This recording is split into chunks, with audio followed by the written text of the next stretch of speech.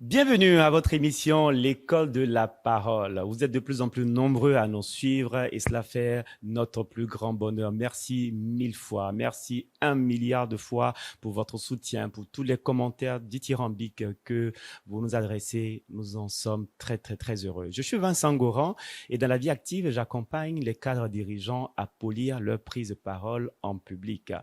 Et à l'école de la parole, nous nous évertions chaque jour à vous entretenir en démystifiant les différentes terminologies sur l'art oratoire ou la prise de parole professionnelle de façon générale. Et avec nos invités, nous essayons de faire de vous des hommes et des femmes coruscants, des hommes et des femmes dont la prise de parole est belle et charmante. Nous recevons pour cette séquence un invité de qualité, un invité de charme également, un invité avec qui nous parlerons de l'importance pour un manager de savoir s'exprimer en public. Restez connectés avec nous jusqu'à la fin. Vous allez apprécier, vous allez aimer. Et c'est pour maintenant.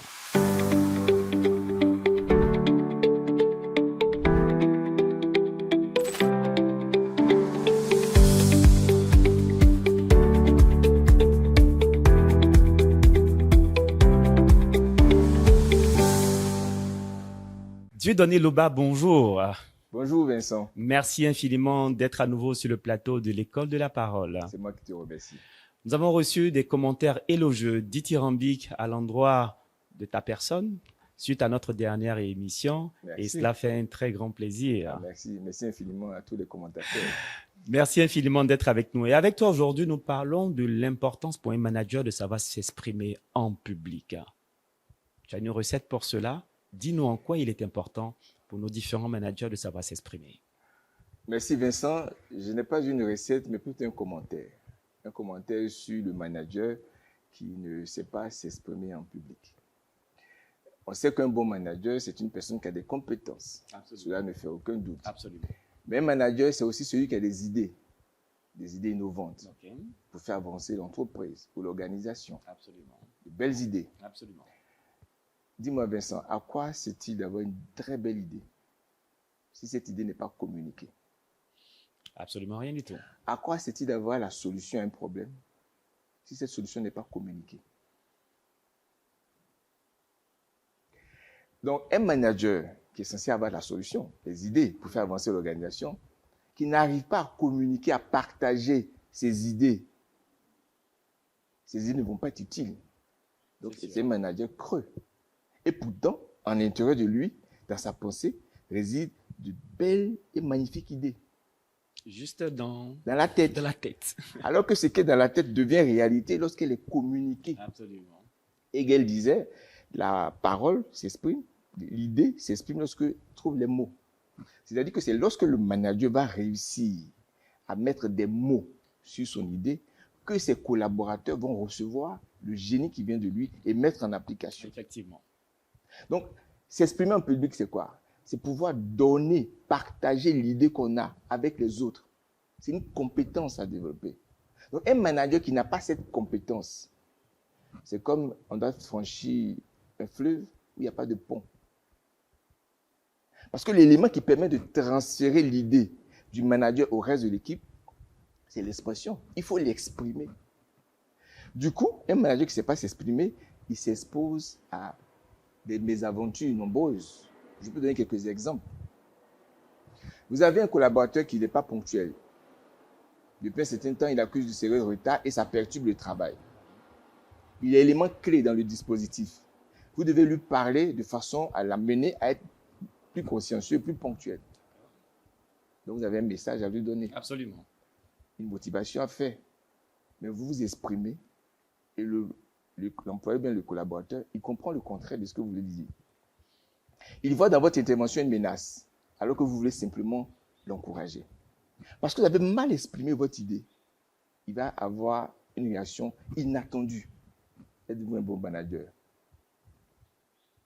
On vous demande de faire le compte rendu de votre mission ou bien de votre plan d'action. Vous avez de très belles idées, bien claires, et vous devez communiquer au reste du comité de direction votre plan pour qu'ils donnent leur quitus. Mais dans l'exposé de votre pensée, tout est déformé. Les idées clés importantes que vous voulez véhiculer ne passent pas. Les gens comprennent de travers ou mal ce que vous dites. Parce que vous avez mal exprimé. Le plan sera-t-il adopté ou pas? Certainement pas. Et pourtant, le plan est bon. Donc, on peut multiplier les exemples qui montrent que lorsque le manager, qui a ses compétences et ses idées, n'arrive pas à les communiquer efficacement, il ne peut pas être manager. Et ces managers, j'imagine que tu en as connu dans ton parcours. J'imagine que tu en as connu ce type de manager dans ton parcours. Oui, j'en ai connu de nombreux managers qui sont techniquement compétents, diplômés de, imaginez n'importe quelle école, Harvard des consorts, diplômés, il n'y a pas de souci. Techniquement, il n'y a pas de souci. Mais dans son rapport à l'autre, au moins il faut communiquer avec l'autre, il faut interagir avec l'autre. Bonjour, la catastrophe. Comme quoi le diplôme en lui seul ne suffit pas. Ne suffit pas. Le diplôme est une attestation de compétences données. Mais la compétence dont on parle, c'est de communiquer. Il n'y a probablement pas de diplôme. Je n'ai pas encore vu une école qui délivre un diplôme de compétences en communication. Et c'est une erreur que l'humanité commet. Absolument. On doit former les êtres humains que nous sommes à la communication. Parce que naturellement, Dieu nous a donné le parler. Tout le monde parle. À partir de 2 ans, on parle. Effectivement. Mais parler est une chose. Communiquer en est une autre. Et donc, tu fais le distinguo entre parler, qui est l'aptitude naturelle, Oui. et le fait de communiquer. Oui. Je fais la différence parce que parler, c'est manifester des idées à travers la parole, la voix, etc. Donc, je peux dire tout et n'importe quoi. Je parle. Vincent, je trouve que tu es bien habillé. Je parle. Mais j'ai une idée à te transmettre. Je veux que tu crois comme moi que ce sont des hommes vertueux qui doivent diriger ce monde. J'ai une idée à te faire partager. Il ne suffira pas de parler. Il faut que je communique pour que l'idée qui est en moi devienne ou vienne en toi. En ce moment, c'est toute une technique qui vient s'ajouter au parler classique. Donc ça s'apprend. Le manager doit apprendre à communiquer, c'est-à-dire à transmettre sa pensée, ses idées, ses instructions. Imaginez qu'un manager donne une mission à un collaborateur et le collaborateur fait les choses de travers. Donc le contraire de ce qui était prévu faire. Le collaborateur vient, il se rend compte que le collaborateur a fait hors sujet. Et puis le collaborateur peut se défendre, dit, mais je n'avais pas compris. Le collaborateur dit à son manager, je n'avais pas compris. Mais si le collaborateur n'a pas compris, à qui la faute? Au collaborateur ou au manager? Au manager qui n'a pas su transmettre le message. Oui. Donc ça veut dire que le bon manager, celui qui arrive à communiquer, il pourra transmettre exactement sa pensée de la bonne manière à ses collaborateurs qui pourront faire la mise en œuvre conformément à son plan. Mais s'il n'arrive pas à bien communiquer, parce qu'il communique mal, mais il va conduire le bateau, pas dans le port qu'il souhaite, mais dans un autre port. Et cela suppose alors que, quelquefois, nos recruteurs, nos DRH, ont du mal à déceler cette aptitude-là, au point de recaler certains des aspirants à ces fonctions, à ces postes. Je pense qu'il y a une faille dans le système. Pendant longtemps, ceux qui recrutaient se cantonnaient à la compétence technique. Mais avec le temps, ils se sont rendus compte que la compétence technique est nécessaire, mais n'est pas suffisante. Il y a une compétence qui est plus que nécessaire. C'est la compétence de la communication, l'expression orale. Donc aujourd'hui, vous allez vous rendre compte que dans les entretiens de ce jour, les recruteurs prennent en compte ce paramètre. Très bien. Voient la capacité, la compétence du postulant à communiquer ses idées. Très bien. Voilà. Très Donc bien. ça devient aujourd'hui une condition nécessaire. Du coup, si vous voyez aujourd'hui qu'il y a beaucoup de cadres en entreprise qui cherchent à développer ces compétences, ceci explique cela. C'est parce que justement, ils se rendent compte que leur progression professionnelle est limitée. Parce qu'en dépit de leurs compétences, il va manquer quelque chose. C'est la communication, savoir communiquer. Et c'est ce que nous, à l'école de la parole, nous essayons d'apporter à nos participants. Et si tu avais un appel à lancer à tous ces managers qui nous regardent, ce serait quoi comme conseil à leur donner? Le conseil est simple. Notre système éducatif a péché dès le départ. On a supprimé de nos enseignements la compétence ou l'enseignement des compétences clés, comme savoir s'exprimer. Il y a bien d'autres. Aujourd'hui, nous sommes victimes. Je ne parle des cadres en question. Bien sûr. Elles sont victimes, ces personnes sont victimes de ce déficit dans notre système éducatif. Mais il n'est jamais trop tard. C'est beaucoup plus difficile d'apprendre à communiquer quand on a un certain âge, c'est vrai, puisque les facultés de communication sont données quand on est plus jeune, mais il n'est pas tard. Donc, ce que je dis aux personnes qui m'écoutent, c'est que prenez la décision. Des écoles comme les nôtres peuvent les aider parce qu'on a des méthodologies qui permettent efficacement d'acquérir cette compétence.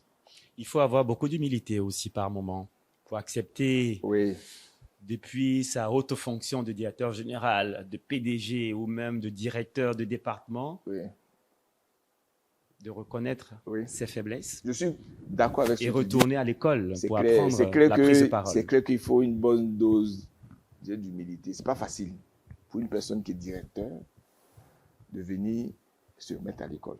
C'est pas facile. Je comprends cela. Mais un directeur aujourd'hui qui ne sait pas utiliser un clavier, qui ne sait pas utiliser Internet, est-ce qu'il a un avenir dans le monde professionnel? Non. Pas du tout évident. Le monde et son évolution nous amènent, qu'on ne veuille ou pas, à se mettre à jour, notamment dans l'utilisation des nouvelles technologies, mais plus encore dans la communication. Donc, on n'a pas le choix. On n'a pas le choix que d'embrasser une formation qui nous permet de développer tant soit peu des compétences en communication. Parce qu'aujourd'hui, c'est l'ère de la communication. Même si elle se fait avec des nouvelles technologies, c'est l'ère de la communication. Qui ne communique pas s'efface lui-même de la société. Qui ne communique pas s'efface lui-même de la société. Et pour ce que j'ai constaté, lors des masterclass que j'organise, j'ai quelques managers qui y participent. En revanche, quand il s'agit des directeurs généraux ou des PDG d'entreprise, ces personnes préfèrent plutôt le format one-to-one, donc le format coaching, de sorte à assurer une certaine discrétion, une certaine confidentialité. Et cela, je le comprends, je ne sais pas. Qu'est-ce que tu en penses? Je comprends, comme toi, ces directeurs généraux. Donc, je suggère effectivement qu'ils entretiennent un rapport one-to-one en coaching. C'est très bien. J'encourage cela, mais ce n'est pas suffisant. Parce que affronter un coach, ce n'est pas pareil qu'affronter un public. Or, eux, justement, ils n'ont en face d'eux qu'un public. Même le simple comité de direction, c'est un public. Donc, il faudrait qu'à un moment donné, ils franchissent le cap de l'entretien, le coaching individuel, pour pouvoir faire des sessions de prise de parole. On peut même simuler. On va parler dans un établissement, on dit bon, le directeur va lui donner une conférence sur son métier. Par exemple. Par exemple. On va organiser des conférences comme ça, qui va le faire de façon bénévole, mais c'est en fait pour lui l'occasion de montrer ce qu'il a appris. Mais s'il n'y a pas de pratique, tout l'accompagnement en coaching est utile, mais n'est pas suffisant. Et Dieudonné Loba, l'on vous a entendu. Merci. Et nous avons apprécié d'être avec vous sur le plateau de l'École de la Parole. Merci beaucoup. Infiniment merci. Je t'en prie. Et à très bientôt. À très très bientôt. Nous avons terminé pour cette séquence. J'espère que vous avez beaucoup appris. Manager, retenez cette belle leçon de vie, et cela vous donnera de prendre de la graine, cela vous donnera de vous bonifier et devenir meilleur dans vos entreprises ou organisations respectives. À très bientôt pour notre prochaine émission.